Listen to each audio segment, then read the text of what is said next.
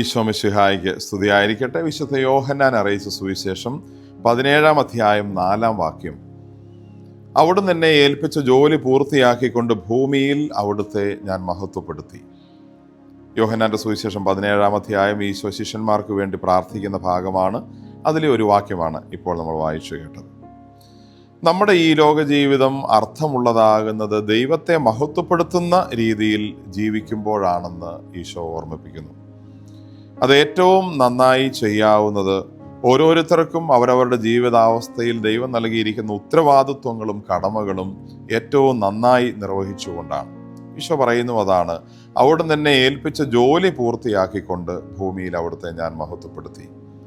നമുക്ക് ഓരോരുത്തർക്കും വ്യത്യസ്തമായ ഓരോ ജീവിതവും ജോലികളുമായിരിക്കാം. എനിക്കൊരു പുരോഹിതൻ്റെ ജീവിതവും അതിനടുത്ത ജോലികളും, ഒരു സന്യസ്തയ്ക്ക് അവരവരുടെ ജീവിതവും അതിനനുസരിച്ചുള്ള ജോലികളും, കുടുംബജീവിതത്തിലുള്ളവർക്ക് അതുമായി ബന്ധപ്പെട്ട ജീവിതശൈലികളും കടമകളും ഉത്തരവാദിത്വങ്ങളും. ചിലപ്പോൾ അത് ഭാര്യ ഭർത്താക്കന്മാരുടെ കടമകളാവാം, മാതാപിതാക്കളുടെ കടമകളാവാം, മക്കളുടെ കടമകളാവാം, സഹോദരങ്ങൾ തമ്മിൽ നിറവേറ്റേണ്ട കടമകളാവാം, അയൽക്കാർ തമ്മിൽ നിറവേറ്റേണ്ട കടമകളാവാം.